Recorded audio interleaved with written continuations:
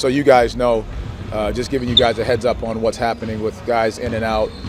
Goga was not able to go through practice today, so he's still dealing with that hip contusion.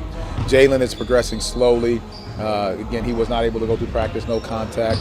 Franz was able to go through a non-contact practice a little bit, so I think that's a good piece. Gary's similar, non-contact, just kind of conditioning himself a little bit, but still they're not dealing with any of the contact situations right now. Same with Jet Howard, just trying to find a way in how he's responding to the treatments as we go.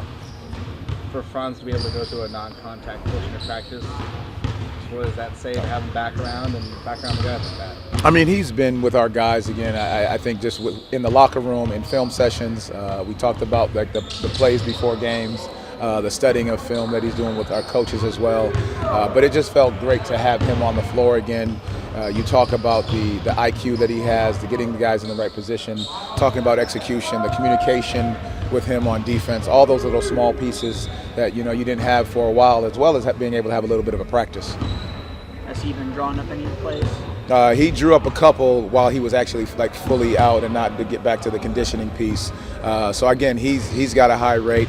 Mo had a good one the other night as well, as so did Jalen. So these guys are all giving the right feels for what we're doing. Again, we're getting the shots that we need within those plays because they're doing a great job of studying it. It's funny, Mo actually sent me something on his tablet about exact play he wanted to run and what he's looking for. But all of these guys are doing a great job of staying connected, which is what this group is all about. We talked to you the other night about the patience that Paolo needed to have in the last couple of weeks of his recovery process. And he was coming back from everything. Do you see if you can sense that same patience and itch to get back from Franz as well?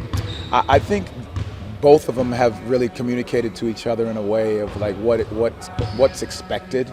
I do see that with Franz, not trying to rush it back, giving himself the grace to understand that he's not going to walk back in the building and be perfect, but just understanding what he needs to do in order to be back on the floor, for a consistent level, not just in one game, out one game, just being able to be fully healthy to be able to be back on the floor. What stood out to you? Do you need any of us to sign a 10-day? How have you been able to keep course with what's been going on? It speaks volumes.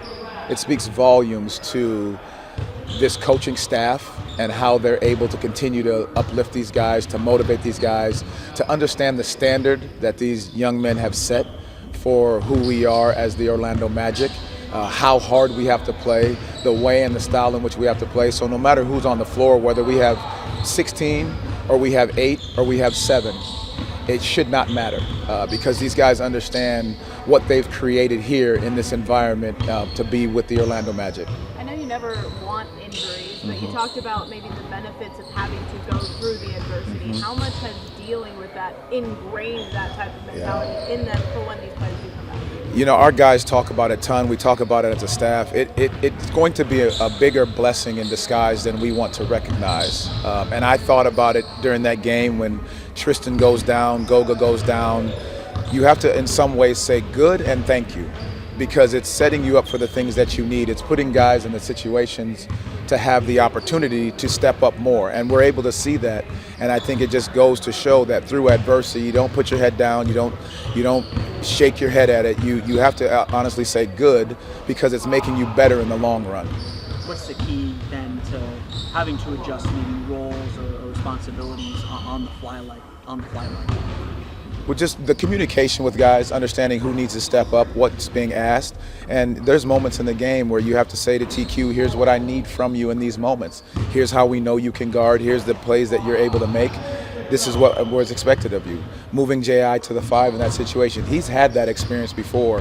And so understanding that he's going to crash a little bit more. He's going to have a little bit more space on his shots because of who's guarding him. Those situations are what they've seen, and so their ability to step up and do it more was very important, and it was good to see them do it. You obviously just faced this Milwaukee team, but it was Paolo's first game back.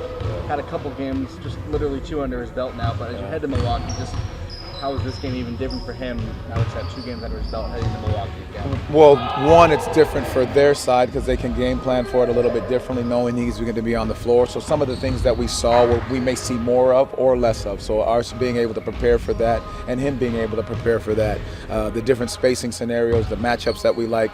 I think it's a great opportunity, and for this situation to happen when it did, he gets one game, and now we're going against the same team again to be able to adjust accordingly to how they're playing us and how we need to play them. I don't think you mentioned Tristan at the top. How is he feeling?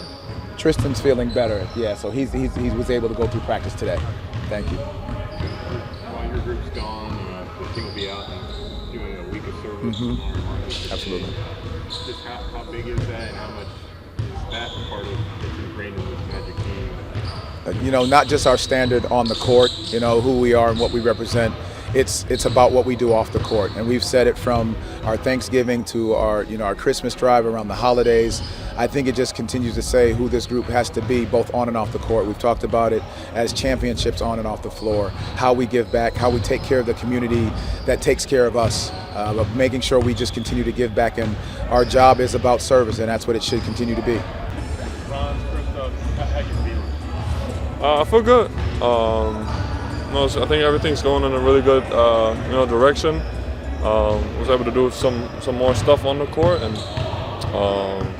I think pretty much the muscle is not the issue at this point. It's more, just getting back in shape and making sure that, I check all the boxes just before I go play a game. What were you able to do in practice today? Today was pretty light, which was perfect for me. First time being with the team again, which was cool for me, just from the mental side, and did pretty much everything. It was pretty light though, so nothing crazy yet. We know Paolo kind of got a kind of crash course, just kind of learning, watching the game from the sideline, and kind of seeing what the coaches maybe go through, what they're looking at. What did you learn from this last month? Taking a step back and watching from the sideline. Yeah, I think obviously there's a lot of things happening within a game, and I think I got to know my teammates a little better, because when I'm in the game, I'm in my own emotions a little bit, and just seeing how they're wired a little bit, I think helped me. And then also seeing how the team is playing, how we're reacting to certain situations, what we can get better at, and also obviously thinking how I can help the team with that. And what have you made of what the team's been able to do since you've been out? Yeah, I think you got to give everybody a lot of credit. We could have easily given up and just kind of throw the towel after a bunch of guys went out, and I thought we did a good job even when stuff wasn't going perfect of playing super hard and still just trying to get better each and every possession, and I think you're going to see that's going to pay off hopefully later when it really matters. When we spoke to you last week in the locker room, you talked about how you were still needing to be patient with your process, knowing you felt good but still weren't able to fully push yet. How is that process now that you are nearing the return, getting closer? How do you go about that process? Yeah, I think it's the same, because even though I feel good and I can do more stuff, when you're out for a while, it takes time to get some of those things back. So giving myself a little bit of a grace period, and then I think everybody around me does a good job of trying to have me not go too fast too early, and that's pretty helpful for me. So what is left for you as you look over the next 2 to 3 weeks?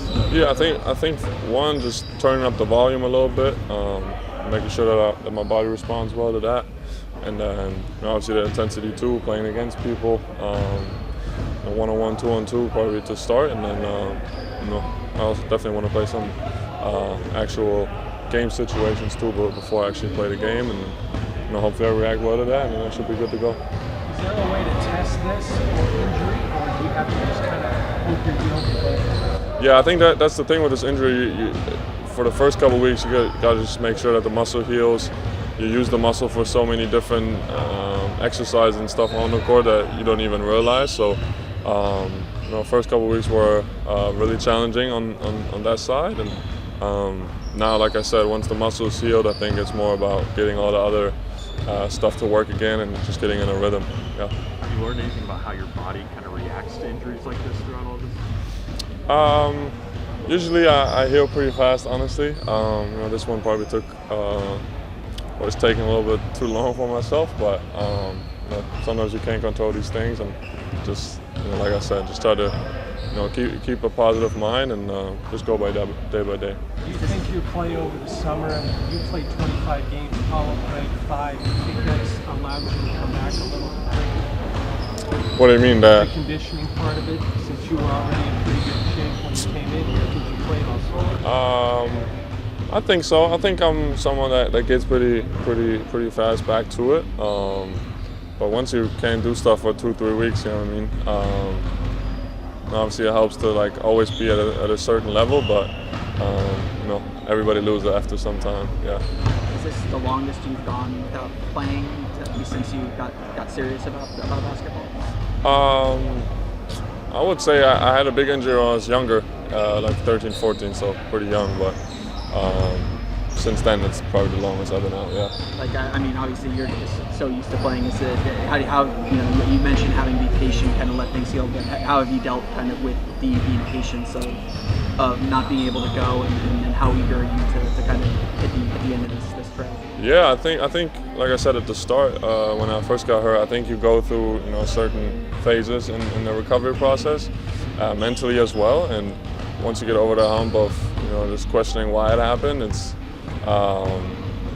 there's good days and bad days, and days where you're better about it, and days where you really want to get back to it, and it's just kind of boring. And that's the tough part of rehab, that you spend actually more time in the gym, but it's on boring stuff. But that's part of the job too. Yeah. Thanks, Franz. Yeah.